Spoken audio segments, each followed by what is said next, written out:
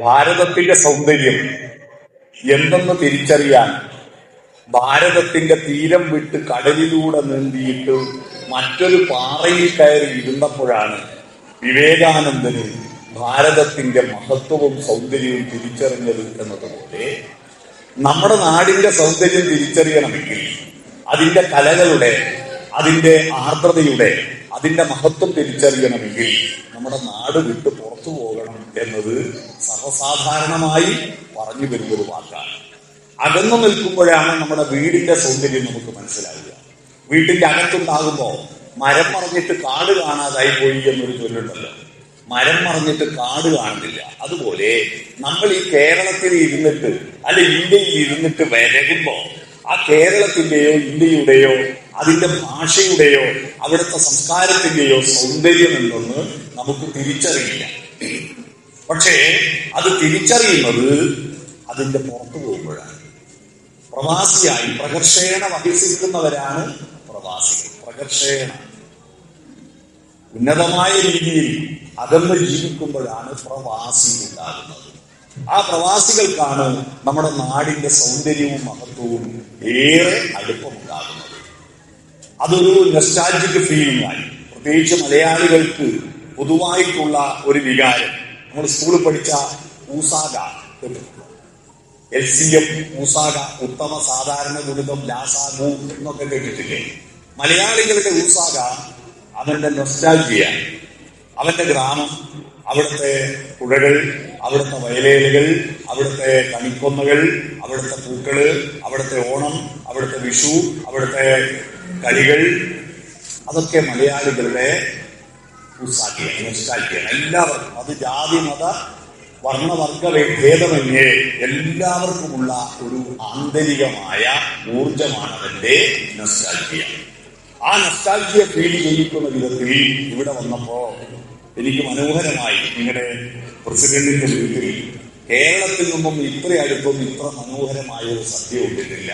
അതിമനോഹരമായ ഒരു സദ്യ അദ്ദേഹത്തിന്റെ വീട്ടിൽ നിന്ന് എനിക്ക് ഇന്ന് ഉച്ചക്ക് കഴിക്കാൻ പറ്റി എന്നത് വളരെ സന്തോഷപൂർവ്വം ഞാനിവിടെ ഓർമ്മിക്കുകയാണ്. ഗാന്ധി സ്മൃതി വളരെ ആദർശികമായിട്ടാണ് ഇങ്ങനെയൊരു സംഗമത്തെ കുറിച്ച്, ഇങ്ങനെയൊരു പ്രസ്ഥാനത്തെ കുറിച്ച് ഞാൻ അറിയുന്നത്. ആ ഗാന്ധി സ്മൃതി സംഗമം അവർ നടത്തുന്ന ഒരു മഹത്തായ ഒരു സേവന പരിപാടിയാണ് സബർമതി. അപ്പൊ ഗാന്ധി സ്മൃതി സംഗമത്തിൽ പങ്കെടുക്കാൻ ഇവിടെ വന്നിരിക്കുന്ന ഞാൻ സബർമതിയിൽ നിന്നാണ് വരുന്നത്. സബർമതിയിൽ നിന്ന് വരുന്നു എന്ന് കേൾക്കുമ്പോ ഗുജറാത്തിൽ നിന്നാണ് വരുന്നതെന്ന് തെറ്റിദ്ധരിക്കണ്ട. എന്റെ വീടിന്റെ പേര് സബർമതി എന്നാണ്. എന്റെ വീടിന്റെ കാവൽക്കാരനായിട്ട്, എന്റെ വീടിന്റെ അന്ന് ഞങ്ങളുടെ വീട് നിർമ്മിക്കുമ്പോ 22 വർഷം മുമ്പ് വീട് നിർമ്മിക്കുന്ന കാലത്ത് വീടിന്റെ വാതിലിൽ ഇങ്ങനെ ഒരു കൊത്തുപടി, പല ദൈവങ്ങളുടെ ചിത്രങ്ങളൊക്കെ കൊത്തിവെക്കും.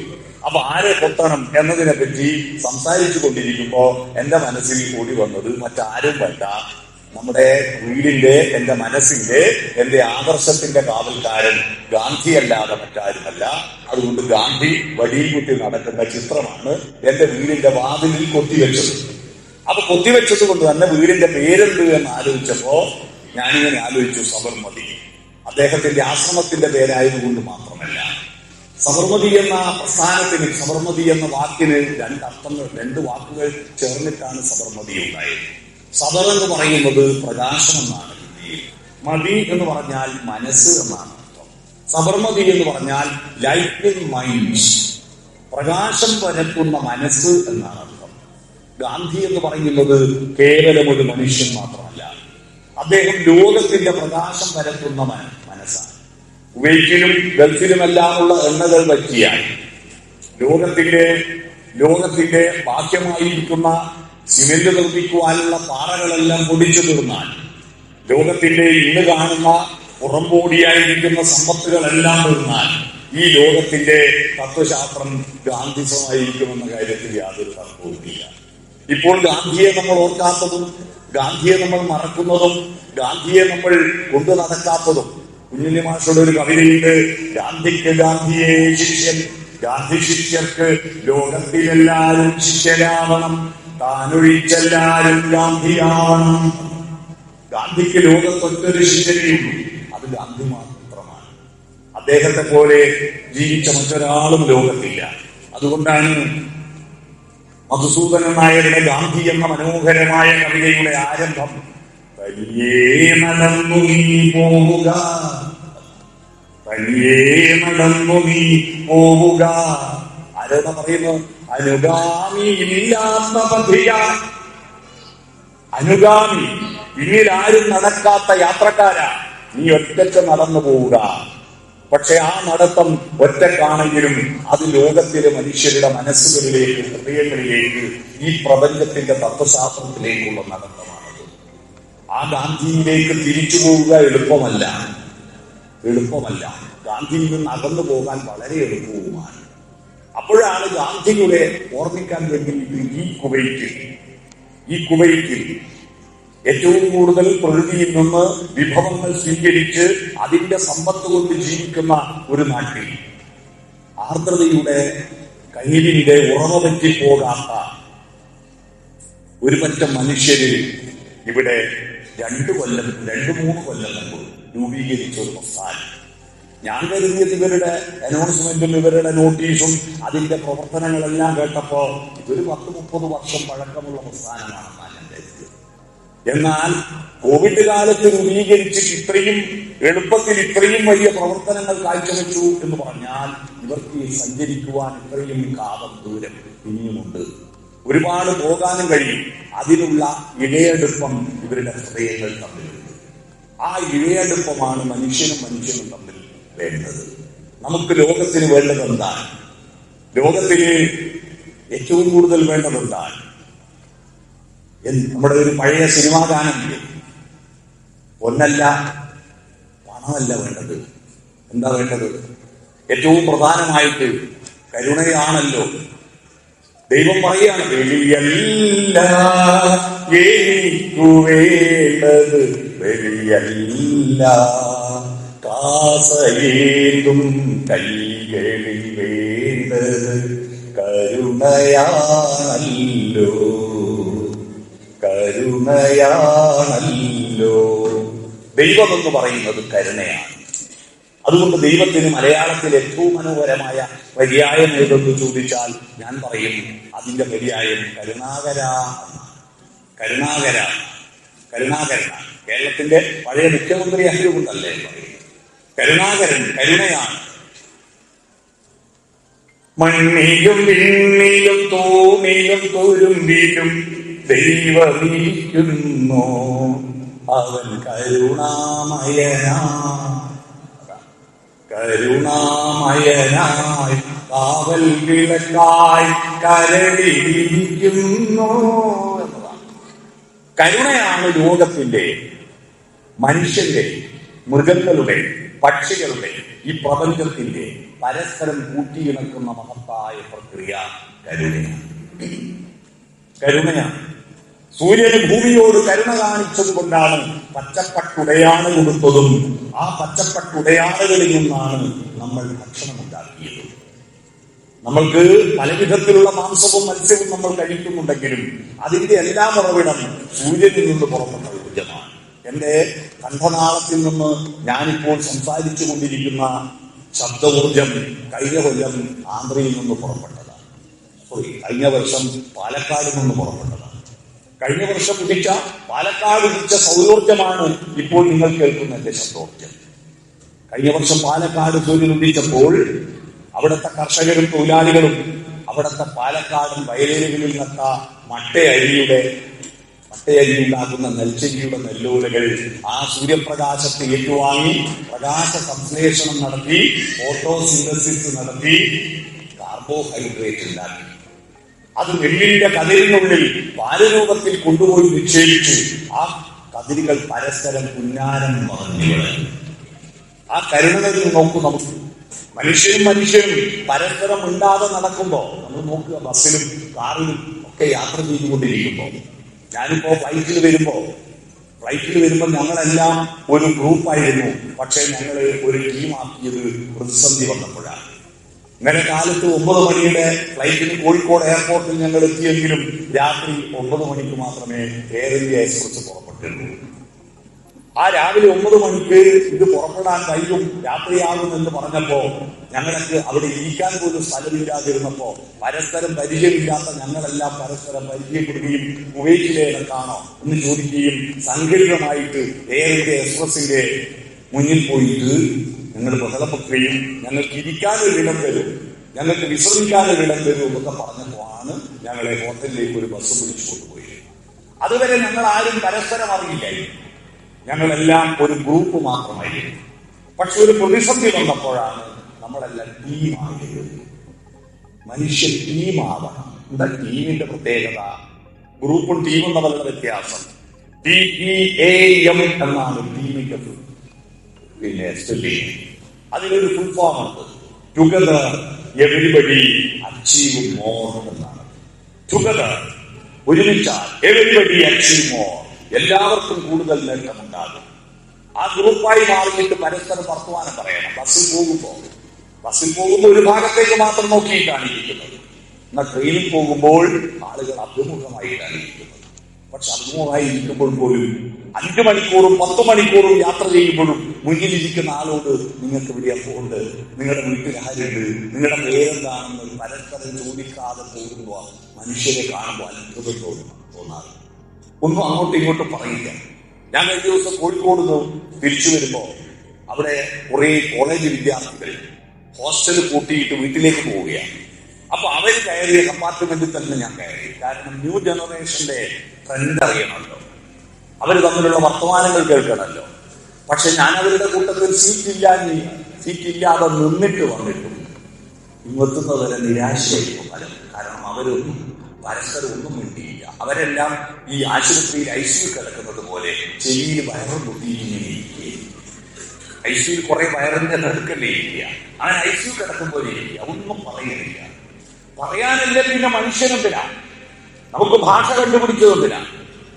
ഭാഷ കണ്ടുപിടിച്ചത് ഞാനിപ്പോ നമ്മളെല്ലാം കൂട്ടിയോജിപ്പിക്കുന്നത് ഒരു ഭാഷ കൊണ്ടാണല്ലോ, ഞാൻ പറഞ്ഞ പ്രസംഗങ്ങൾ കൊണ്ടാണല്ലോ ഞാനിവിടെ വന്നിരിക്കുന്നത്. അത് യൂട്യൂബിൽ കേട്ടത് കൊണ്ടാണല്ലോ നിങ്ങൾ എന്നെ വിളിച്ചത്. എന്നെ ഇവിടെ എത്തിച്ചതിന്റെ പുറകിൽ ഭാഷയാണ്. ആ ഭാഷ ഉണ്ടായതെന്തിനാണ്? പരസ്പരം ശകാരിക്കാനും കുറ്റപ്പെടുത്താനും തെറി പറയാനും പാരവെക്കാനുമാണോ ഭാഷ കണ്ടുപിടിച്ചിരിക്കുന്നത്? ഭാഷ കണ്ടുപിടിച്ചതിനെ പറ്റിയിട്ട് ONV കുറുപ്പിന്റെ മനോഹരമായ ഒരു കവിതയുണ്ട്. പണ്ട് കാട്ടാളന്മാർക്ക് ആശയമുണ്ടായിരുന്നു. ഭാഷക്ക് 4 ഘട്ടങ്ങളുണ്ട് കേട്ടോ. ഞാനിപ്പോ നിങ്ങളോട് പറയുന്നത് എന്റെ തൊണ്ടയിൽ നിന്ന് പുറപ്പെടുന്ന ഈ അക്ഷരമുണ്ടല്ലോ, അതിന് മുന്നിൽ 3 ഘട്ടങ്ങളുണ്ട്. ആ 3 ഘട്ടങ്ങൾ കടന്നിട്ടാണ് പശ്യന്തി, മധ്യമ, വൈഖരി. 4 ഘട്ടങ്ങളാണ് ഭാഷ. ഇതിന്റെ ഉള്ളിൽ നടക്കുന്ന 3 പ്രക്രിയ നമ്മളാരും അറിയുന്നില്ല. എന്ന് പറയുന്നത് പറയാനൊരു തോന്നലുണ്ടാവണ്ടേ ആദ്യം. ആ തോന്നലുണ്ടാകുന്നത് ഏതെങ്കിലും മലയാളത്തിലോ ഇംഗ്ലീഷിലോ ഒന്നും അല്ല. പ്രസവം എന്ന വാക്കുണ്ടാകുന്നതിന് മുമ്പ് മനുഷ്യൻ പ്രസവിക്കാറില്ലേ? പ്രസവം എന്ന വാക്കുണ്ടാകുന്നതിന് മുമ്പ് പ്രസവം ഉണ്ടായിരുന്നു. അന്ന് പ്രസവിക്കുന്ന സ്ത്രീക്ക് പ്രസവിക്കുകയാണെന്ന തോന്നലുണ്ടായിരുന്നല്ലോ, അതൊരു ഭാഷയിലും ആയിരുന്നില്ല. വേദന എന്ന വാക്കുണ്ടാകുന്നതിന് മുമ്പ് വേദന ഉണ്ടായിരുന്നു. സന്തോഷം എന്ന വാക്കുണ്ടാകുന്നതിന് മുമ്പ് സന്തോഷമുണ്ടായിരുന്നു. ഭക്ഷണം എന്ന വാക്കുണ്ടാകുന്നതിന് മുമ്പ് ഭക്ഷണവും ഉണ്ടായിരുന്നു. അതാദ്യം മനസ്സിലൊരു തോന്നലുണ്ടല്ലോ, ഒരു ഭാഷയുമല്ലാതെ അമൂർത്തമായ അവ്യക്തമായ ഒരു തോന്നൽ, അതിനാണ് പര എന്ന് പറയുക. ആ തോന്നൽ വന്നാൽ അത് പ്രകടിപ്പിക്കണം, ആരോടെങ്കിലും പറയണമെന്ന ഒരു ആവേശമുണ്ടാക്കുന്നതാണ്, അതിനുള്ള മാർഗം കണ്ടെത്തുന്നതാണ് പശ്യന്തി. ഒരു മാർഗം കണ്ടെത്തണം. ഈ തോന്നല് ആരോടെങ്കിലും അറിയിക്കണമെന്ന ഒരു മാർഗം കണ്ടെത്തണം. 3ാമത്തത്, ആ മാർഗം എങ്ങനെയാണ്? ചില ആളുകൾ കണ്ണുകൊണ്ട് ഒരു സൈറ്റ് അടിച്ചിട്ട് ആ മാർഗം കണ്ടെത്തും അല്ലേ? പ്രണയം. പണ്ട് കോളേജിന്റെ മുന്നിൽ ബസ് സ്റ്റോപ്പിനെ പറ്റി ഞങ്ങൾ പറയുന്ന ഒരു കടകഥയുണ്ട്. കണ്ണും കമ്പിയടിക്കും തമ്പാല പീസ്. അപ്പുറത്തെ ബസ് സ്റ്റോപ്പിൽ നിന്ന് ഇപ്പുറത്തെ ബസ് സ്റ്റോപ്പിലേക്ക് കമ്പിയടിക്കാറുണ്ടായിരുന്നു. കമ്പിയടിക്കും കണ്ണുകൊണ്ട്, കണ്ണുരുക്കി കാണിച്ചിട്ട് പ്രണയം പ്രകടിപ്പിക്കാറുണ്ടായിരുന്നു. അതൊരു മാർഗമാണ്. മിണ്ടാതിരിക്കുന്നത് ഒരു മാർഗമാണ്. 1980 മുമ്പ് മലയാളി പെൺകുട്ടികൾ വിവാഹത്തിന് സമ്മതമാണോ എന്ന് ചോദിച്ചാൽ സമ്മതമാണെന്ന് പറയാറില്ല. അവരുടെ മറുപടി, അവരുടെ കമ്മ്യൂണിക്കേഷൻ മൗനമായിരുന്നു. മിണ്ടാതെ അകത്ത് കയറിപ്പോയ അച്ഛന് സമാധാനമായി. മറുപടി മൗനമാക്കി അവതരിപ്പിച്ച വയലാറിന്റെ മനോഹരമായ പാട്ട് കേട്ടിട്ടില്ലേ നിങ്ങൾ?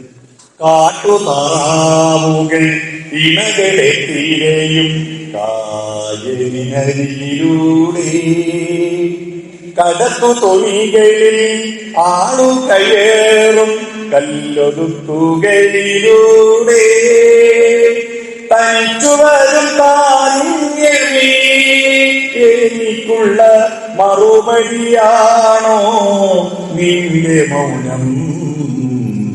നിന്റെ മൗനം സന്ധ്യമയെന്നും നേരം. പാട്ടോർമ്മയില്ലേ? ആ മൗനം ഒരു മധ്യമമാണ്. എങ്ങനെ അവതരിപ്പിക്കുക? ചലനം ഒരു മധ്യമമാണ്, ആക്ഷൻ ഒരു മധ്യവുമാണ്, മുദ്രകൾ ഒരു മധ്യവുമാണ്. മുദ്രകൾ കാലുകൊണ്ട് വരയ്ക്കുന്നത് പണ്ടൊരു കാമുകനോട് മറുപടി പറഞ്ഞിരുന്നത് കാലുകൊണ്ടായിരുന്നു. ഇത് കാമുകി മറുപടി പറയുന്നത് കരാട്ട പിടിച്ച കാമുകി കാലുകൊണ്ട് മറുപടി പറയുന്ന കാല. അന്നത്തെ പഴയ കാമുകി മറുപടി പറഞ്ഞിരുന്നത് പൂർണ്ണയോ ഉടമ്പലത്തിൽ വച്ച് പൂജിച്ച ചന്ദനം ഞാൻ ചോദിച്ചു, കൺമണി അതു കേട്ടു നാണിച്ചു കാൽനകം കൊണ്ടൊരു വര വരച്ചു. നിലത്തൊരു വട്ടപ്പരക്കലുണ്ട്. ആ വട്ടത്തിലൂടെ ക്ലിയറാണ് ഞാൻ നിന്റെ ചുറ്റും വട്ടം കറങ്ങിക്കൊള്ളാം എന്ന മറുപടിയാണ് ഈ വട്ടം വരക്കൽ. ഇനി ഏതെങ്കിലും കാമുകിക്ക് വട്ടം വരയ്ക്കാൻ അറിയാമോ? ആ പ്രണയത്തിന്റെ സങ്കല്പം തന്നെ മാറി. എന്ന് പറഞ്ഞാൽ കാലുകൊണ്ട് വട്ടം വരയ്ക്കൽ ഒരു മാധ്യമമാണ്, എഴുതി അറിയിക്കൽ മാധ്യമമാണ്, ഇപ്പൊ മുഴുവൻ ടൈപ്പ് ചെയ്തിട്ട് അറിയിക്കലാണ്. ഇമോജി ഒരു മാധ്യമമാണ്, അല്ലെ? ഇമോജികൾ ഒരു മാധ്യമമാണ്. ഇപ്പൊ മംഗ്ലീഷ് ടൈപ്പ് ചെയ്യലാണ് ഒരു മാധ്യമം. മംഗ്ലീഷ് ടൈപ്പ് ചെയ്യൽ, അത് ടൈപ്പ് ചെയ്തിട്ട് വായിക്കുന്നത് പല അബദ്ധങ്ങളായി പോകാറുണ്ട്, അല്ലെ? പല അബദ്ധങ്ങളായി പോകാറുണ്ട്. നിന്റെ അമ്മയുടെ പേരെന്താണ് എന്നതിന് ഒരാൾ മറുപടി അയച്ചത് മുളന്തുരുത്തി മറിയാം എന്നാണ്.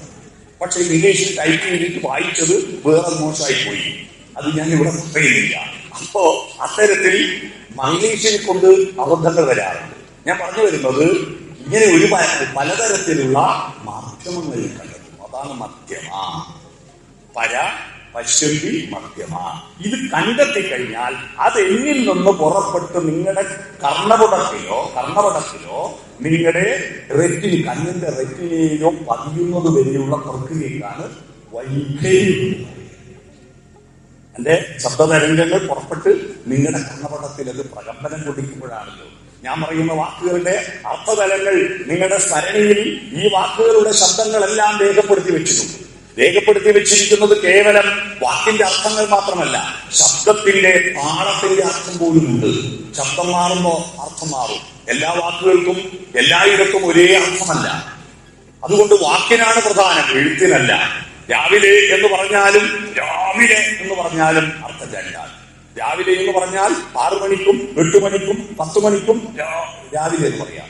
രാവിലെ എന്ന് പറഞ്ഞാൽ 6 മണിക്ക് മുമ്പാണ്. പക്ഷെ രാവിലെ ഒന്നും എഴുതാൻ പറ്റില്ല. ഞാനൊരു സ്കൂളിൽ പോയിട്ട് രാവിലെ ഒന്ന് എഴുതാൻ പറ്റുമോ എന്ന് ചോദിച്ചപ്പോ ഒരു പയ്യൻ എഴുന്നേറ്റിട്ട് കടലാസിൽ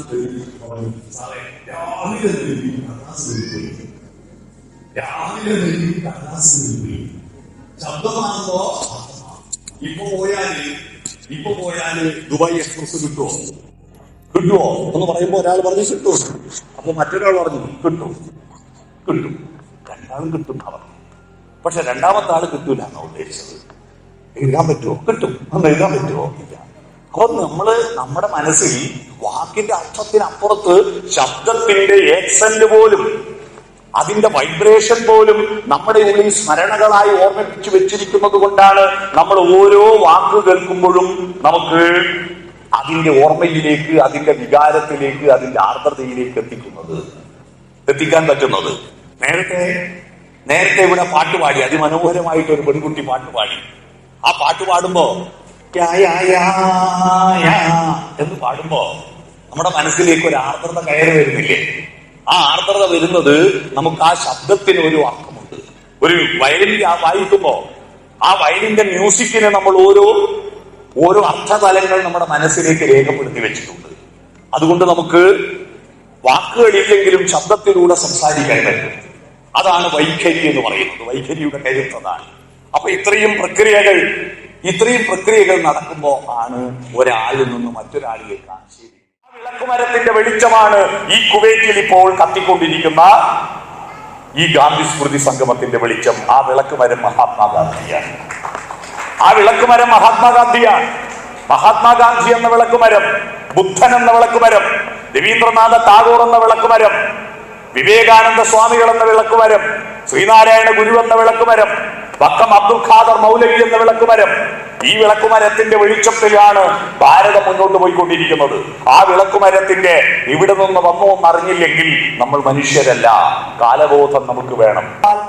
കാലപ്പഴക്കത്താൽ മായ്ക്കാൻ കഴിയുമോ ബിലാലിൻ സുന്ദര ബാങ്കുകൾ, ഖുർആന്റെ കുളിരിടും വാക്യങ്ങളെന്നുമേ കരളിലെ കറകൾ കഴുകിടുന്നു. 1000 കാതം അകലെയാണെങ്കിലും മായാതെ മക്ക മനസ്സിൽ എന്നുള്ള പാട്ട്. മണ്ഡലം എന്ന് പറഞ്ഞാൽ വട്ടം പൂർത്തീകരിക്കാൻ 365 ദിവസം വേണം. പക്ഷെ നമ്മുടെ കയ്യിൽ 324 ദിവസമേ ബാക്കിയുള്ളൂ. അപ്പൊ പിന്നെ ഇത് പൂർത്തീകരിക്കാൻ ഈ കുറവ് വരുന്ന ദിവസം അതിന് വേറൊരു മാസം ഉണ്ടാക്കി. ആ മാസം 365 മൈനസ് 324 സമം 41. അതാ മണ്ഡലമാസം. അത് ഈ 41 ദിവസം മണ്ഡലകാലം കിടന്നില്ലേ? അങ്ങനെ ഈ മണ്ഡലകാലം 41 ദിവസം വന്നത്. അങ്ങനെയാ 365 ഫുള്ളായി കിട്ടിയത്. അതിനു മുമ്പ് നമുക്ക് പറഞ്ഞ ആളുകൾ മലയാള മാസവും നക്ഷത്രവും നോക്കിയിട്ട. 80-ന് മുമ്പ് ജനിച്ച മലയാളികൾക്കെല്ലാം 3 ജന്മദിനം ഉണ്ടാവും കേട്ടോ. ഒന്ന് ഒറിജിനൽ ഇംഗ്ലീഷ് തീയതി, പോർച്ചുഗീസുകാര് 1500-ാം ആണ്ടിൽ കൊണ്ടുവന്ന ഇംഗ്ലീഷ് ഗ്രിഗോറിയൻ കലണ്ടർ പ്രകാരമുള്ള തീയതി. അതാണ് ഒന്ന് ജന്മദിനം. അത് മുനിസിപ്പാലിറ്റിയിലും പഞ്ചായത്ത് രജിസ്റ്റർ ചെയ്തിട്ടുണ്ടാവും. പക്ഷെ ആ ഡേറ്റ് പലർക്കും അറിയില്ലായി. രണ്ടാമത്തത് മലയാള മാസം നക്ഷത്രം, അതേ അറിയൂ. അന്നാ പിറന്നാൾ ആഘോഷിക്കുക. മലയാള മേടമാസം മകനക്ഷത്രത്തിലെ എൻ്റെ അമ്മ അമ്പലത്തിൽ പോകും. അന്നേ പായസം വെക്കൂ. അന്നാണ് ജന്മദിനം. മൂന്നാമത്തത് LP സ്കൂളിലെ ഹെഡ് മാഷ് നിശ്ചയിച്ച ദിവസം. LP സ്കൂളിലെ ഹെഡ് മാഷ് സ്കൂളിൽ ചേർക്കാൻ വേണ്ടി അന്ന് പോയി. തൊടിക്കളം GLP സ്കൂളിൽ പോയപ്പോൾ അന്നത്തെ നെട്ടൂർ കുഞ്ഞിരാം മാഷ് എൻ്റെ അച്ഛനോട് ചോദിച്ചു, നാരായണ എപ്പോഴാ ഇവനെ പ്രസവിച്ച്? അപ്പൊ അച്ഛൻ പറഞ്ഞു, പൊരളിമലയിൽ പൊനകൃഷി നടത്തിയ, പൊരളിമല എന്ന് പറഞ്ഞാൽ പഴശ്ശിരാജാവിന്റെ ആസ്ഥാനമായ പൊരളിമലയിൽ പൊനകൃഷി നടത്തിയ കൊല്ല ഇവനെ പ്രസവിച്ചത്. അതേത് കൊല്ല പൊനകൃഷി നടത്തിയത്? അത് കണ്ണവം പാലത്തിന്റെ കണ്ണടഞ്ഞിട്ട് വെള്ളപ്പൊക്കം ഉണ്ടായ കൊല്ല പ്രസവിച്ചത്. ഇതെവിടുന്ന് മാഷക്ക് മനസ്സിലാവും? മാഷ് അവസാനം ജൂണിൽ സ്കൂളിൽ ചേർക്കണമെങ്കിൽ മിനിമം മെയ്യിലേക്കും പ്രസവിക്കണ്ടേ? അതുകൊണ്ട് മെയ് 4 നിന്റെ ജന്മദിനം അങ്ങനെ നിശ്ചയിച്ചു. മെയ് 4 അതെന്റെ സ്കൂൾ രജിസ്റ്ററിൽ വന്നു, SSLC ബുക്കിൽ വന്നു. ഞാൻ ഫേസ്ബുക്ക് അക്കൗണ്ട് തുടങ്ങുമ്പോൾ ഡേറ്റ് ഓഫ് ബർത്ത് കൊടുക്കേണ്ടത് മെയ് 4 കൊടുത്തു. ഇപ്പൊ നോക്കുമ്പോൾ മെയ് 4 എനിക്ക് സുഹൃത്തുക്കളെല്ലാം ജന്മദിനാശംസകൾ വരും. ഞാനത് മുഴുവൻ പരേതനായ നെട്ടൂർ കുഞ്ഞിരാം മാഷിയുടെ പാതാരബിന്ദങ്ങളിലേക്ക് ഫോർവേഡ് ചെയ്യും. കാരണം അത് അയാൾ നിശ്ചയിച്ചതാ. മനസ്സിലായോ? അയാൾ നിശ്ചയിച്ചതാ എന്ന് പറഞ്ഞാൽ കാലബോധം എന്ന് പറയുന്ന ഒരു സാധനം നമുക്കുണ്ട് അല്ലേ? പക്ഷിമൃഗാദികൾക്ക് ജനുവരിയില്ല. ജാനുവസ് എന്ന ദേവതയുടെ പേരിലാണ് ജനുവരി ആരംഭിച്ചത്. ജാനുവസ്. ഈ ഭൂമിയിലുള്ള മനുഷ്യരെല്ലാം ഒറ്റ വംശമായിരുന്നു എന്നതിന് ഒരു തെളിവ് ഞാൻ തരാം. നമ്മള് സംസ്കൃത ഭാഷയാണല്ലോ ഭാരതത്തിലെ പുരാണ ഇതിഹാസങ്ങളെല്ലാം എഴുതിയത് സംസ്കൃത ഭാഷയാണ്. എന്നാൽ ഗ്രിഗോറിയൻ കലണ്ടറിൽ എങ്ങനെയാ സംസ്കൃത ഭാഷ വന്നത്? ഗ്രിഗോറിയൻ കലണ്ടറിൽ സംസ്കൃത ഭാഷയുണ്ട്. എങ്ങനെ? സെപ്റ്റംബർ, ഒക്ടോബർ, നവംബർ, ഡിസംബർ, കേട്ടില്ലേ? സെപ്റ്റംബർ 7, ഒക്ടോബർ 8, നവം 9, നവംബർ, ദശം 10, ദശംബർ, ഡിസംബർ. ഇതെങ്ങനെ? സംസ്കൃത വാക്ക്, സംസ്കൃതത്തിലെ എണ്ണം ലാറ്റിൻ ഭാഷയിലും ഗ്രീക്ക് ഭാഷയിലും വന്നു. അന്വേഷിച്ചിട്ടുണ്ടോ? രസകരമായ അനുഭവമാണ്. അന്വേഷിച്ചപ്പോഴാണ് നമുക്ക് മനസ്സിലാകുക അവരും നമ്മളും എല്ലാം ഉണ്ടാക്കിയത് ഇതിന്റെ അടുത്ത ഇറാഖിലെ യൂഫ്രട്ടീസ് ടൈഗ്രീസ് നദികളുടെ മധ്യത്തിലെ മെസപ്പൊട്ടോമിയൻ സംസ്കാരത്തിൽ നിന്ന് ഉടലെടുത്ത് പടിഞ്ഞാറോട്ട് പോയവര് കിഴക്കോട്ട് വന്നവരും ആണ് ലാറ്റിൻ ഭാഷയും സംസ്കൃത ഭാഷയും ഉണ്ടാക്കിയത്. ആ ഒരു ബന്ധത്തിന്റെ ചരിത്രമാണിത്. പക്ഷേ സെപ്റ്റംബർ 9-ാം മാസത്തിനാ സെപ്റ്റംബർ എന്ന് പേര് വന്നത്. അങ്ങനെയാണെന്നറിയോ? ഗ്രിഗോറിയൻ കലണ്ടറിൽ പണ്ട് 10 മാസം ഉണ്ടായിരുന്നുള്ളൂ, 12 മാസം ഉണ്ടായിരുന്നില്ല. അപ്പൊ ചാന്ദ്രമാസങ്ങൾ ആരംഭിച്ചപ്പോ ചന്ദ്രൻ ഭൂമിയെ ചുറ്റുന്നത് 12 മാസം തവണ ചുറ്റുന്നു എന്ന് കണക്ക് കണ്ടെത്തി. അതും കൃത്യമൊന്നുമല്ല. ആ കണക്ക് കണ്ടെത്തിയപ്പോ 2 മാസം എക്സ്ട്രാ കൂട്ടാൻ തീരുമാനിച്ചപ്പോ അന്നാരാണോ ഭരിക്കുന്നത് അവരുടെ പേരിൽ മാസം ഇട്ടു. അന്ന് ഭരിച്ചത് ജൂലിയസ് സീസർ ആയതുകൊണ്ട് 1 മാസത്തിന് ജൂലൈ എന്ന് പേര് കൊടുത്തു. അദ്ദേഹത്തിന്റെ തൊട്ട് മുൻഗാമിയായ അഗസ്റ്റ് സീസറിന്റെ പേര് കൊടുത്തു. അടുത്ത മാസത്തിന് ആഗസ്റ്റ് കൊടുത്തു. ജൂലൈയും ആഗസ്റ്റും ഉണ്ടായി. ജൂലൈയും ആഗസ്റ്റും വരുന്നതിന് മുമ്പ് ജനുവരി, ഫെബ്രുവരി, മാർച്ച്, ഏപ്രിൽ, മെയ്, ജൂൺ 6-ാം മാസം. ജൂലൈയും ആഗസ്റ്റും ഇല്ലാതെ 7-ാം മാസമായിരുന്നു സെപ്റ്റംബർ. മനസ്സിലായി? സപ്തം 7, അഷ്ടം 8, അക്ടോബർ 8-ാം മാസം, നവം 9, 9-ാം മാസം നവംബർ, ദശം 10, ഡിസംബർ 10-ാം മാസം. ഉണ്ടോ? എന്തൊരു ബന്ധമാണ്. ഈ കാര്യങ്ങളെല്ലാം അറിയുന്നവർ നമ്മൾ മാത്രമാണ്. കാലബോധം. രണ്ടാമത്തത് ദേശബോധം. ഈ കാലബോധം പഠിക്കുന്നതിനാണെന്നറിയോ? ഹിസ്റ്ററി പഠിക്കുന്നവര് മനസ്സിലാക്കുക, ഏത് കൊല്ലാണ് പാനിപ്പത്ത് യുദ്ധം നടന്നത്, ഏത് കൊല്ലാണ് 1-ാം ലോക മഹായുദ്ധം നടന്നത് എന്ന് എന്തിനാ നമ്മൾ പഠിക്കുന്നത് എന്ന് നമ്മൾ ഹിസ്റ്ററി പഠിക്കുമ്പോൾ പലപ്പോഴും ദേഷ്യം വന്നിട്ട് പറഞ്ഞിരുന്നില്ലേ? മനുഷ്യനാവാനാണ് ചരിത്രം പഠിക്കുന്നത്. എവിടെ നിന്നോ വന്നു ഞാൻ എന്നറിയുന്നവനെ എവിടേക്കോ പോന്നു ഞാൻ, എവിടെ നിന്നോ വന്നു ഞാൻ, എവിടേക്കോ പോന്നു ഞാൻ, വിളക്കുമരമേ വെളിച്ചമുണ്ടോ. ആ വിളക്കുമരം അശ്വമേധം നാടകത്തിലെ പാട്ടായിരുന്നു. കുഷ്ഠരോഗി പാടുന്ന പാട്ട് കേട്ടിട്ട് നാടകം കണ്ടവരെല്ലാം കരുതി സ്ട്രീറ്റ് ലൈറ്റ് കത്താത്തത് കൊണ്ട് പാടുന്നതാണ് കുഷ്ഠരോഗി. വിളക്കുമരമേ വെളിച്ചമുണ്ടോ. ആ വിളക്കുമരത്തിന്റെ വെളിച്ചമാണ് ഈ കുവൈറ്റിൽ ഇപ്പോൾ കത്തിക്കൊണ്ടിരിക്കുന്ന ഈ ഗാന്ധി സ്മൃതി സംഗമത്തിന്റെ വെളിച്ചം. ആ വിളക്കുമരം മഹാത്മാഗാന്ധിയാണ്. മഹാത്മാഗാന്ധി എന്ന വിളക്കുമരം, ബുദ്ധൻ എന്ന വിളക്കുമരം, രവീന്ദ്രനാഥ ടാഗോർ എന്ന വിളക്കുമരം, വിവേകാനന്ദ സ്വാമികൾ എന്ന വിളക്കുമരം, ശ്രീനാരായണ ഗുരു എന്ന വിളക്കുമരം, വക്കം അബ്ദുൽ ഖാദർ മൗലവി എന്ന വിളക്കുമരം. ഈ വിളക്കുമരത്തിന്റെ വെളിച്ചത്തിലാണ് ഭാരതം മുന്നോട്ട് പോയിക്കൊണ്ടിരിക്കുന്നത്. ആ വിളക്കുമരത്തിന്റെ ഇവിടെ നിന്ന് വന്നോ എന്നറിഞ്ഞില്ലെങ്കിൽ നമ്മൾ മനുഷ്യരല്ല. കാലബോധം നമുക്ക് വേണം. ഞാൻ 10-ാം ക്ലാസ് പഠിക്കുമ്പോ അക്ബർ ചക്രവർത്തിയുടെ ഭരണപരിഷ്കാരങ്ങൾ 1.5 കവിയാതെ ഉപന്യസിക്കുക എന്നൊരു ചോദ്യം ഉണ്ടായിരുന്നു. എല്ലാവർക്കും ദേഷ്യം വരുന്ന ചോദ്യമാണ്. 1.5 പേജ് തകർക്കാൻ അക്ബർ നല്ല ഭരണപരിഷ്കാരങ്ങൾ കാഴ്ചവെച്ച ചക്രവർത്തിയായിരുന്നു. അദ്ദേഹത്തിന്റെ ഭരണപരിഷ്കാരങ്ങൾ ലോകത്തിൽ ഏറ്റവും മികച്ചതായിരുന്നു. അദ്ദേഹത്തിന്റെ ഭരണപരിഷ്കാരങ്ങളെ പറ്റി ലോകത്തിൽ പലരും നല്ല അഭിപ്രായങ്ങൾ പറഞ്ഞിരുന്നു എന്ന്, തിരിച്ചും മറിച്ചും മോശം ഉണ്ടായിരുന്നില്ല, നന്നായിരുന്നു എന്ന് 1.5 പേജ് ഒന്നും ഉണ്ടാവില്ലേ. അപ്പൊ പേപ്പർ നോക്കുന്ന മാഷ് 1.5 പേജ് തികച്ചിട്ടുണ്ടെങ്കിൽ 8-ൽ ഒരു 6 മാർക്ക് തരും. അങ്ങനെയായിരുന്നു. ഇങ്ങനെയുള്ള നിരർത്ഥകമായ ചരിത്രം പഠിച്ചിട്ടാണ് നമുക്ക് അബദ്ധം പറ്റിയത്. ചരിത്രത്തെ നമ്മളുമായി കണക്ട് ചെയ്ത് പഠിക്കണം. ഞാൻ ഏത് നാട്ടിലാണ് ജീവിക്കുന്നത്, ആ നാടിന്റെ ചരിത്രം പഠിക്കണം. ഞാൻ ജനിച്ച നാടിന്റെ ചരിത്രം പഠിക്കണം. ലോകം കീഴടക്കിയ ബ്രിട്ടീഷുകാരുടെ ഏറ്റവും വലിയ സമ്പത്ത് എന്താണെന്നറിയുമോ? അവരുടെ ചരിത്രബോധമാണ്. അവരുടെ ചരിത്രബോധം. എല്ലാ വീട്ടിലും ഒരു പുസ്തകം ഉണ്ടാകും. 1000 കൊല്ലം മുമ്പ് വരെ ആ കുടുംബത്തിന്റെ ചരിത്രം ആ പുസ്തകത്തിൽ ഉണ്ടാവും. നമ്മുടെ കുട്ടികൾക്ക് അപ്പൂപ്പന്റെ പേരറിയുന്ന എത്ര കുട്ടികളുണ്ട്? അമ്മുമ്മയുടെ പേര്, ഉപ്പാവേന്റെ പേരറിയുന്ന എത്ര കുട്ടികളുണ്ട്? അറിയില്ല. ഈ തുടർച്ചയില്ലെങ്കിൽ പിന്നെ മനുഷ്യരില്ല. ഞാനെന്ന് പറയുന്നത് ഞാൻ ഒറ്റക്കല്ലല്ലോ. ഞാനെന്ന് പറയും എന്റെ സംസ്കാരം ചരട് പോലെയാണ്. ചരടിന്റെ പ്രത്യേകത, നൂലിന്റെ പ്രത്യേകത, അത് പിരിച്ചു നീട്ടാവുന്നതാണ് നൂല്. എത്രയും നമ്മുടെ സംസ്കാരം അങ്ങനെയാണ്. എന്റെ സംസ്കാരം ഞാൻ ഒറ്റക്ക് പിരിച്ചതല്ല. എന്റെ അമ്മ പിരിച്ചതിന്റെ, അച്ഛൻ പിരിച്ചതിന്റെ ബാക്കിയാണ് ഞാൻ പിരിച്ചത്. അവരുടെ അച്ഛൻ പിരിച്ചതിന്റെ ബാക്കിയാണ് അവര് പിരിച്ചത്. എന്റെ അച്ഛൻ നാരായണക്കുറുപ്പ് പിരിച്ചതിന്റെ ബാക്കിയാണ് ഞാൻ പിരിച്ചത്. ഓരോ അച്ഛൻ എടവന നാരായണ നമ്പ്യാർ പിരിച്ചതിന്റെ ബാക്കിയാണ് ഞാൻ പിരിച്ചത്. ഓരോ അച്ഛൻ കോളാരി കേളപ്പ നമ്പ്യാർ പിരിച്ചതിന്റെ ബാക്കിയാണ് ഓർ പിരിച്ചത്. ഓരോ അച്ഛൻ തോലമ്പ്ര പൈതൽ നമ്പ്യാർ പിരിച്ചതിന്റെ ബാക്കിയാണ്. അത്രയും എനിക്കറിയാം. എന്റെ അപ്പൂപ്പന്റെ പേര് വരെ എനിക്കറിയാം. അവരെ ഞാൻ കണ്ടിട്ടില്ല, പേര് വരെ അറിയാം. അതിന്റെ അപ്പുറത്തുള്ള ആളുകളെ അറിയില്ല.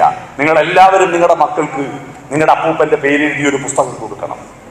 അമ്മൂമ്മയുടെ പേരെഴുതിയ ഒരു പുസ്തകം കൊടുക്കണം. കാരണം നിങ്ങളോട് കൂടി അവരെ ആർക്കും അറിയാതായി പോകും. എന്നിട്ട് കുട്ടികളോട് പറയണം, തലമുറ കൈമാറിയിട്ട് 1000 കൊല്ലം 2024 നിന്ന് 3024 എത്തി വെക്കുമ്പോ ആ 3024 കണ്ണൂരിന്റെ കേരളത്തിന്റെ ഓർമ്മ തെറ്റായിട്ട് ഒരു സ്ഥലമുണ്ട്, അറിയാമോ?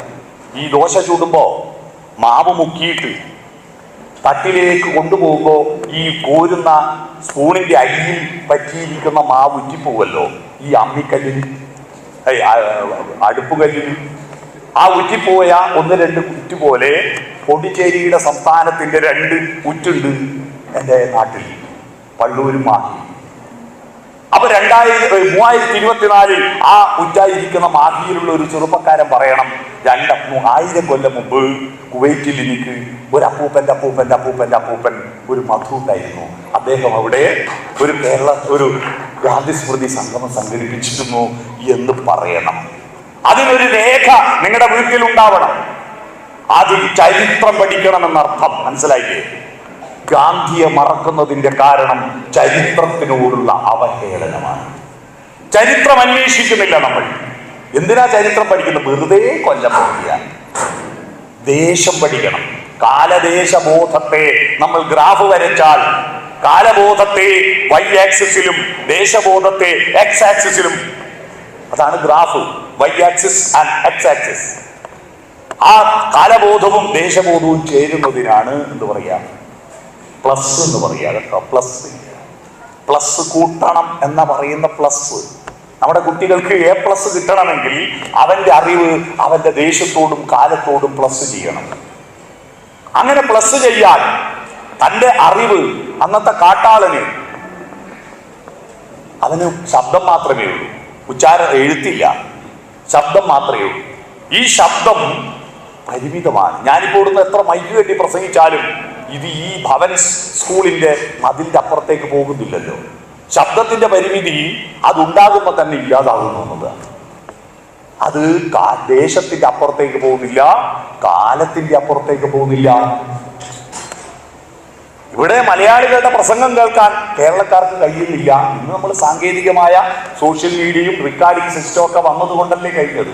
പണ്ടത് കഴിയുമായിരുന്നില്ല. അപ്പൊ അതിനെന്ത് മാർഗം? മനുഷ്യന്റെ ആദ്യത്തെ അന്വേഷണം ആരംഭിച്ചത് തന്റെ ആശയങ്ങൾ തനിക്ക് ചുറ്റുവട്ടമുള്ള ധാവട്ടത്തിന്റെ അപ്പുറത്തേക്ക് കാലത്തിനപ്പുറത്തേക്ക് എത്തിക്കാൻ എന്താ മാർഗം എന്നന്വേഷിച്ചു നടന്നു ആ കാട്ടാളൻ. തൻ്റെ ഉള്ളിലുള്ള പര എങ്ങനെ അറിയിക്കണമെന്ന് ചിന്തിച്ചപ്പോഴാണ്, അങ്ങനെ നടന്നു പോകുമ്പോ ഒരു പക്ഷി ഒരു തൂവലെടുത്ത് കൊടുത്തു. ആ തൂവലെടുത്തിട്ട് എന്തിനാവോ ഏതിനാവോ എന്നാണ് അവന്റെ ഉള്ളിൽ തോന്നിയത്. പക്ഷെ അങ്ങനെ ചിന്തിക്കാൻ മലയാളമില്ല. പക്ഷെ ചിന്തിച്ചു, ഇതെന്തിനാണ് എനിക്ക് തൂവല്? അപ്പൊ പക്ഷി ചിറകടിച്ച് ചിലക്കുമ്പോൾ അതും അവന് ഭാഷയാണ്. പക്ഷിയുടെ ചിറകടിക്കലും ഒരു ഭാഷയുണ്ട്. വാഴയുടെ ആട്ടത്തിനൊരു ഭാഷയുണ്ട്, അറിയാമോ? വാഴയിലൂടെ ആട്ടത്തിന്റെ ഒരു ഭാഷ അറിയാമോ? കഴിഞ്ഞ റംസാൻ മാസത്തിന്റെ അവസാനം ചന്ദ്രക്കല കാണുന്നുണ്ടോ? ആകാശത്തൊന്ന് നോക്കിയിട്ട് ഉമ്മ കുട്ടിയെയും മടിയിൽ വെച്ചിട്ട് ഇരിക്കുമ്പോ ആ കുട്ടി ഉമ്മയോട് ചോദിച്ച, ഉമ്മ ആണ്ടാ വാഴയിൽ ഇങ്ങനെ ആടുന്ന? വാഴയിൽ എങ്ങനെ ആടുന്നു? നോക്കിയാട്ടെ, ഇങ്ങനെ ആടുന്നു. പ്രത്യേക താളം. നിങ്ങൾ കേട്ടിട്ടുണ്ടോ? വാഴയില ഒരു പ്രത്യേക താളത്തിലാടും. അപ്പൊ ഉമ്മ എന്ത് പറയൂ? ആടുന്ന ആടിക്കോട്ടെ, ബലാലെ ഇരിക്കട്ട. അങ്ങനെയല്ല ഉമ്മ പറഞ്ഞത്. ആകാശത്ത് വാളംപുളി കണ്ടോ? വാളംപുളി വളഞ്ഞു നിൽക്കുന്ന പുളിയുടെ ഷേപ്പിലാണ് ചന്ദ്രക്കല ഉണ്ടാകുക. വളൻപുളി പോലെ അമ്പീലി പൊങ്ങുമ്പോൾ കുലവാഴ കൈകളിൽ ഊഞ്ഞാലിലാടുന്ന കുഞ്ഞീളം പൂങ്കാറ്റ് തക്ബീർ ചൊല്ലുന്നു, ലാ ഇലാഹ ഇല്ലല്ലാഹ്, ലാ ഇലാഹ ഇല്ലല്ലാഹ്. വാഴയിലൂടെ ആട്ടം കണ്ടിട്ട് തക്ബീറിന്റെ താളമാണെന്ന് പാടിക്കൊടുക്കുന്ന ഒരു ഉമ്മയുണ്ടെങ്കിൽ ആ കുട്ടി ലോകത്തിന്റെ മനുഷ്യത്വത്തിന്റെ പ്രചാരകനാകും, ആർദ്രതയുണ്ടാകും. അതിനു പകരം ബലാൽ എനിക്ക് വരുന്ന പണിയില്ലെന്ന് ചോദിച്ചാൽ തീർന്നു, അവന്റെ മനുഷ്യത്വത്തിന്റെ തിഴുപടർത്തി. ഈ ശബ്ദം കാലപ്പഴക്കത്താൽ മായ്ക്കാൻ പറ്റാത്ത ആ നാദത്തെ കാലപ്പഴക്കത്താൽ മായ്ക്കാൻ കഴിയുമോ? ബിലാലിൻ സുന്ദര ബാങ്കുകൾ ഖുർആന്റെ കുളിരിടും വാക്യങ്ങളെന്നുമേ കരളിലെ കറകൾ കഴുകിടുന്നു.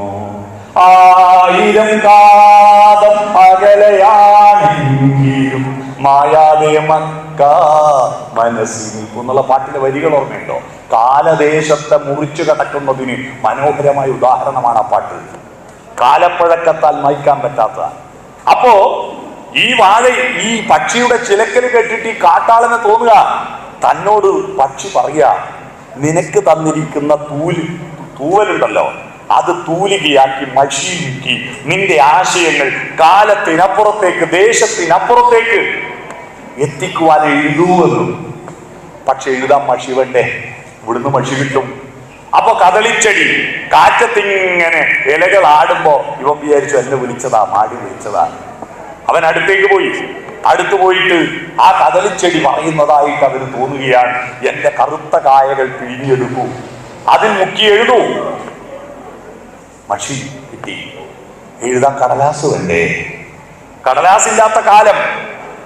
അപ്പൊ പൂതണക്ക് എന്ന് പറയുന്ന ഒരു മരമുണ്ട്, പൂതണക്ക്. ആ മരം സംസ്കൃതത്തിൽ അതിന്റെ പേര് പൂർജവൃക്ഷം എന്നാണ്.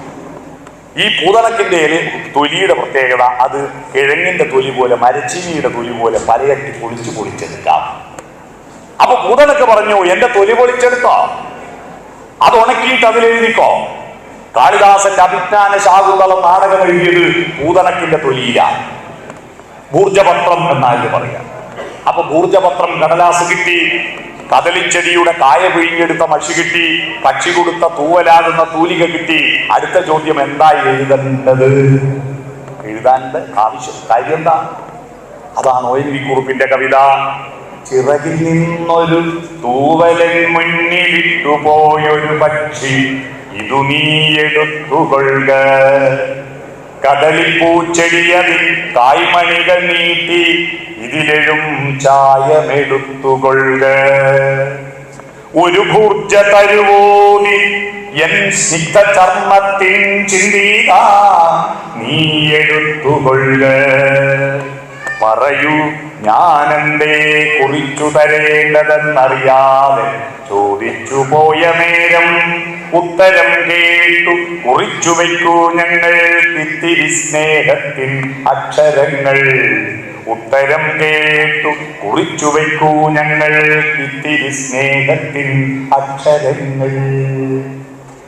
ഒടുവിലെ പക്ഷിയുമേതോ ശരമേറ്റ് ഹൃദയനഭസ്സിൽ പിടഞ്ഞു വീഴെ, ഇടവഴിയോരത്തെ കദളിപ്പൂച്ചെടി നിന്നൊരിടവും ഇന്നത്തെ മറവിയായി. ഒരു ഭൂർജവൃക്ഷവും ഏതോ പുരാണത്തിൽ ചിതൽ തിന്നൊരേറ്റിൽ പിഴുതടിഞ്ഞു. ഇനി എനിക്കെന്ത് തൂവൽ മഷി താളും, എന്തു ഞാൻ ആർക്കായി കുറിച്ചിടേണ്ടു? ഉത്തരം കേട്ടു എങ്ങു നിന്നോ എല്ലാം ഒരിത്തിരി സ്നേഹത്താൽ വീണ്ടെടുക്കൂ. ഉത്തരം കേട്ടു എങ്ങു നിന്നോ എല്ലാം ഒരിത്തിരി സ്നേഹത്താൽ വീണ്ടെടുക്കൂ. കോവിഡ് ചവച്ചരഞ്ഞ ഈ ഭൂമി, ചവച്ചു തുപ്പിയ ഈ ഭൂമി, ഗൾഫ് യുദ്ധം ചവച്ചു തുപ്പിയ ഒരു രാജ്യം, ആ രാജ്യത്തിനെ തിരിച്ചു പിടിക്കാൻ എണ്ണയേക്കാൾ ഊർജമുള്ളൊരു സാധനമുണ്ട്, അതാണ് സ്നേഹം.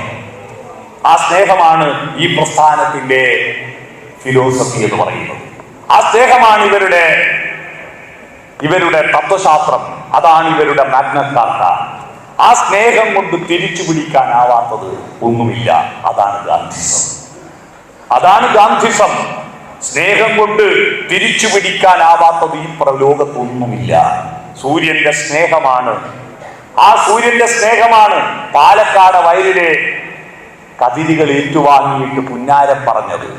പുന്നാരം പറയാറുണ്ടോ? ഇത്തരം സദസ്സുകളിൽ വന്നിരുന്നാൽ അപ്പുറം ഇപ്പുറം ഒന്നും മിണ്ടാതെ ഊതക്കുട്ട പോലെ കൊണ്ടേ വെക്കല്ല, അപ്പുറം ഇപ്പുറം പറയണം. ചില ആളുകൾ പരിപാടികൾക്ക് വരുന്നത് വീട്ടിൽ നിന്ന് എടുത്തിട്ട് ഇവിടെ കൊണ്ടേക്കും, വീട്ടിൽ നിന്ന് എടുത്ത് വീട്ടിൽ കൊണ്ടേക്കും. എന്ത് കാര്യം? മനസ്സും ഹൃദയവും കൊണ്ടുവരണ്ടേ? ഹൃദയവും കൊണ്ടുവന്നാൽ ആ മനസ്സും ഹൃദയവും ചലനാത്മകമാണ്, അപ്പുറത്തും ഇപ്പുറത്ത് തുള്ളിക്കൊണ്ടിരിക്കണം. ആ കതിരുകൾ പുന്നാരം പറയുന്നത് കണ്ടിട്ട് കവി പാടിയ മനോഹരമായ നാടകമാക്കാൻ ഓർമ്മയുണ്ടോ? വരുന്നെല്ലിൻ ചുണ്ടിലെ കിരുകീരെ പുന്നാരം പകരുവാനോടിവാ കാറ്റേവാ. വെള്ളാരം കുന്നിലെ പൊന്മൂളം കാട്ടിലെ പുല്ലാങ്കുഴലൂതും കാറ്റേവാ. കരുമാടി കുട്ടന്മാർ കുതിതൊള്ളും തോപ്പിലെ ഒരു കൈത്തുവാൻ കാറ്റേവാ. നല്ലൊരു നാളിലെ മാളോരെ മണ്ണിലെ തുള്ളിക്കളി കാണാൻ കാറ്റേവാ കാറ്റേവാ എന്ന് പാട്ടുപാടുന്ന നിങ്ങൾ മനസ്സിലാക്കണം. അന്നത്തെ പാട്ട് കൊടുത്തിരുന്നത് ആർദ്രതയാണ്. എന്നാൽ ഇന്നത്തെ പാട്ട് കൊടുത്തിരുന്നു എന്താ? ഇപ്പൊ ആവേശം എന്ന് പറഞ്ഞൊരു സിനിമയുണ്ട് നമ്മുടെ നാട്ടിൽ ഇറങ്ങിയിട്ട്. ആ ആവേശത്തിൽ ഒരു അടിപൊളി പാട്ടുണ്ട്. ആ പാട്ട് നമ്മുടെ നാട്ടിൽ ഏറ്റവും കൂടുതൽ ചെറുപ്പക്കാര്, പ്രത്യേകിച്ച് +2 കഴിഞ്ഞ അല്ലെ SLC കഴിഞ്ഞ് ചെറുപ്പക്കാര് പാടുന്ന പാട്ടാണ്. ആ പാട്ട് നിങ്ങൾ മനസ്സിലാക്കണം കേട്ടോ. ആ പാട്ട് മാതാപിതാക്കളെ മാപ്പ്, ഇനി അങ്ങോട്ട് തന്നിഷ്ട കൂത്ത്. മാതാപിതാക്കളെ മാപ്പ്, ഇനി അങ്ങോട്ട് തന്നിഷ്ട കൂത്ത്. +2 കഴിഞ്ഞാൽ ഉന്നം മറന്നൊരു പോക്ക്, ലക്ഷ്യമോതൊന്നും വേണ്ട, ഉന്നം മറന്നൊരു പോക്ക്. ഗുണപാഠങ്ങളോ മതിയാക്ക്, ഒരു ഗുണപാഠവും ഞങ്ങൾക്ക് വേണ്ട. ഇത് എൻ പാത എൻ അധികാരം, നിങ്ങൾ ആരും ഇതിൽ ഇടപെടണ്ട. വഴിതെറ്റാനുമുണ്ട് അവകാശം, വഴിതെറ്റാനുമുണ്ട്. ഇത് ഏറ്റവും കൂടുതൽ ഇന്ന് കേരളത്തിൽ വൈറലായ പാട്ടാ. നിങ്ങൾ ഇവിടെ കിട്ടിയിട്ടില്ലേ? വഴിതെറ്റാനുമുണ്ട് അവകാശം, സുഖ സന്തോഷമാണ് പ്രധാനം. ഏറ്റവും പ്രധാനം സുഖവും സന്തോഷവും. അതെങ്ങനെ കിട്ടും? താൽക്കാലികമായിട്ട് പുതിയ പുതിയ ഭക്ഷണങ്ങൾ അന്വേഷിച്ചു പോവുക. കേരളത്തിൽ ഏറ്റവും കൂടുതൽ കോവിഡ് കഴിഞ്ഞതിന് ശേഷം തുടങ്ങിയത് ഹോട്ടലുകളാണ്. പുതിയൊരു ഹോട്ടൽ തുടങ്ങി, അവിടുത്തെ പുതിയ ചിക്കനേക്കാൾ കുറച്ചുകൂടി എരിവുള്ള ചിക്കൻ അപ്പുറത്തെ ഹോട്ടലിൽ തുടങ്ങിയിട്ടുണ്ട്. അപ്പോൾ ആളുകളെല്ലാം അങ്ങോട്ടോടി. ഇപ്പോ അതാണല്ലോ, നമുക്കെല്ലാം പല പേരുണ്ടെങ്കിലും മരിച്ചു കഴിഞ്ഞാൽ നമുക്കൊരു പേരേ ഉള്ളൂ. എന്താ അത്? ശവം അല്ലെ മയ്യത്ത്, ഒറ്റ പേരേ ഉള്ളൂ നമുക്ക് മരിച്ചാൽ. എന്നാ കോഴി എന്തൊരു ഭാഗ്യമാനാ, കോഴിക്ക് മരിക്കുന്നത് വരെ ഒരു പേരേ ഉള്ളൂ. മരിച്ചു കഴിഞ്ഞാൽ എത്ര പേരാ? Chicken kebab, chicken kadai, pepper chicken, ginger chicken, chicken 65, chicken പറന്നടിച്ചത്, ഇത് മുഴുവൻ കുട്ടികൾ തിന്നല്ലേ, ഇതിനന്വേഷിച്ച് പോവല്ലേ. അത് പോയിട്ട് അതിനെ കൊണ്ട് മതിയാവുന്നില്ല കുട്ടികൾ. സുഖ സന്തോഷമാണ് പ്രധാനം. ഇന്ന് തിന്നതിനേക്കാൾ മെച്ചപ്പെട്ട ചിക്കൻ നാളെ കിട്ടിയിട്ടില്ലെങ്കിൽ അവർ അസംതൃപ്തരാണ്. അപ്പൊ എന്താ മാർഗം? ഈ ശരീരത്തെ സുഖിപ്പിക്കാൻ. ശരീരം എന്ന് പറഞ്ഞാൽ എന്താ? ഈ ശരീരം എന്ന് പറഞ്ഞാൽ നമ്മളെ സ്വന്തമൊന്നുമല്ലല്ലോ, ഈ പ്രകൃതിയിൽ നിന്ന് വന്നതല്ലാത്ത ഒരു കോശമുണ്ടോ നമ്മുടെ ശരീരത്തിൽ? പ്രകൃതി എന്ന് പറഞ്ഞാൽ പഞ്ചഭൂതാത്മകമാണ്. അതാണല്ലോ പ്രപഞ്ചം എന്ന് പറയുന്നത്. എന്ന് പറഞ്ഞാൽ ഫസ്റ്റ് എന്നാ, പ്രയോറിറ്റി എന്നാണ്. എന്ന് പറഞ്ഞാൽ ഫസ്റ്റ്, പഞ്ചം എന്ന് പറഞ്ഞാൽ 5 എന്നാണ്. പൃഥ്വി, അപ്പ്, തേജസ്, വായു, ആകാശം. പഞ്ചഭൂതങ്ങളാണ് ആദ്യമുണ്ടായത്. അതാ ഈ പ്രപഞ്ചം എന്ന് പറയുന്നത്. ആദ്യമുണ്ടായ 5 എണ്ണം, അതാണ് ഈ പ്രപഞ്ചം എന്ന് പറയുന്നത്. ആ പഞ്ചഭൂതങ്ങളിൽ നിന്ന് വന്നതല്ലേ ശരീരം. ആ പഞ്ചഭൂതങ്ങളിൽ നിന്ന് വന്ന പദാർത്ഥമാണല്ലോ ശരീരം. അപ്പൊ പദാർത്ഥത്തെ തൃപ്തിപ്പെടുത്താൻ കഴിച്ചു വലിക്കുന്ന പദാർത്ഥം, കുടിച്ചു വെക്കുന്ന പദാർത്ഥം ഒന്നും മതിയാതിരിക്കുമ്പോ എളുപ്പ വഴിയിൽ ക്രിയ ചെയ്യും. എളുപ്പവഴിയിൽ ക്രിയ ചെയ്യൽ പണ്ടൊരു കണക്കായിരിക്കും. സ്കൂൾ പഠിക്കുമ്പോൾ എളുപ്പവഴിയിൽ ക്രിയ ചെയ്യുക. ഒരുത്ത കോപ്പി അടിച്ചപ്പോൾ മാഷ് പിടിച്ചു. അപ്പൊ മാഷോട് പറഞ്ഞു, ഇതാ ഏറ്റവും എളുപ്പവഴിയിൽ ക്രിയ ചെയ്യാൻ ഏറ്റവും നല്ലത് കോപ്പി അടിക്കലാണ്. ശരീരത്തെ തൃപ്തിപ്പെടുത്താൻ ഏറ്റവും എളുപ്പവഴി എന്താ? പദാർത്ഥത്തിന്റെ 3 അവസ്ഥകളിലേക്ക് പോവുക. കേരളത്തിലെ പുതിയ യുവത്വം, പദാർത്ഥത്തിന് 3 അവസ്ഥകളുണ്ട്. എന്ത്? ഖരം, ദ്രാവകം, വാതകം. ഖരം മരുന്ന്, മയക്കുമരുന്ന്. ദ്രാവകം മദ്യം. വാതകം പുക, കഞ്ചാവിന്റെ പുക. ഇതിന്റെ പുറകെ പോവുക. കാര്യം മനസ്സിലായോ? കാരണം അവരുടെ ശരീരം ആമയെ പോലെ ഇഴഞ്ഞു പോവുകയും മനസ്സ് മൊയിലിനെ പോലെ കുതിച്ചു പായുകയും ചെയ്യായിരുന്നു. ആമയും മൊയിലും പന്തയം വെച്ച കഥ കേട്ടിട്ടില്ലേ? ആമയും മൊയിലും പന്തയം വെച്ച കഥ കേൾക്കാത്ത ലോകത്ത് ഒരു സ്കൂളിലെ കുട്ടിയും ഉണ്ടാവില്ല. ലോകത്തിൽ ഏറ്റവും കൂടുതൽ ആളുകൾ കേട്ട കഥയാണ് ആമയും മൊയിലും പന്തയം വെച്ചത്. ആമയും മൊയിലും പന്തയം വെച്ചു, മൊയിൽ കുതിച്ചു പാഞ്ഞു തിരിച്ചു നോക്കിയപ്പോൾ ആമ വളരെ അകലെയാണ്, മാറവേ. അതുകൊണ്ട് തനിക്കൊന്ന് വിശ്രമിക്കാൻ സമയമുണ്ട്. വിശ്രമിച്ചു കഴിയുമ്പോഴേക്ക് ഉറങ്ങിപ്പോയി. നോക്കുമ്പോൾ ആമ പോയി സമ്മാനം വാങ്ങി. എന്നിട്ട് മാഷന്മാര് ഉപദേശിച്ചു, പരിശ്രമശാലികൾ വിജയിക്കും, എന്നാൽ അലസന്മാർ പരാജയപ്പെടും. ഇതാണ് കഥ. എന്നാ പുതിയ കഥ എഴുതാൻ നമുക്ക്. ആമയെന്ന് പറയുന്ന ശരീരമാണ്, മനസ്സെന്ന് പറയുന്നത് മുയലാണ്. ശരീരം മെല്ലെ വളരൂ. നമ്മുടെ ശരീരം മൃഗങ്ങളെ ശരീരത്തെ അപേക്ഷിച്ച് മെല്ലെ വളരൂ. ഒരു കുട്ടി പ്രസവിച്ചാൽ, ഒരു പശു ആണെങ്കിൽ പശുക്കുട്ടി അരമണിക്കൂർ എഴുന്നേറ്റ് കൂടും. നിങ്ങൾ ആരെങ്കിലും പ്രസവിച്ചിട്ട് അരമണിക്കൂർ കൊണ്ട് മക്കൾ ഓടിയോ? അരമണിക്കൂർ പോട്ടെ, ഒരു ദിവസം കൊണ്ട് ഓടിയോ? 6 മാസം കൊണ്ടോടിയോ? 6 മാസം കഴിഞ്ഞാൽ ആ ദോശ മറിച്ചിടുക. ഒന്ന് കുമ്പിടാൻ 6 മാസമാവും അല്ലേ? അംഗൻവാടി പോകുമ്പോ LKG പോകുമ്പോ 3 വയസ്സാവും. 3ാമത്തെ വയസ്സിൽ പശു പ്രസവിച്ചിട്ട് ഒരു അമ്മയാ. നമ്മുടെ കുട്ടിയോ LKG കുട്ടിയാ. എന്തൊരു സ്മെല്ലാണ് നമ്മുടെ ശരീരം. ആമയെപ്പോലെ ഇഴഞ്ഞു പോകുന്നതാ. മനസ്സോ ഇന്നത്തെ കുട്ടികളുടെ പാട്ട്. ഞാൻ ആ ഡാൻസിൽ ഞാൻ കൈ കൊടുത്തൊരു കുട്ടീൻ്റെ ഡാൻസില്ലേ, ഞാനിങ്ങനെ ഞങ്ങളെ കാലത്തൊക്കെ 1ാം ക്ലാസ് പഠിക്കുന്ന കുട്ടിയെ ഡാൻസിന് കളിപ്പിക്കണമെങ്കിലില്ല കഷ്ടപ്പാടത്രയാ.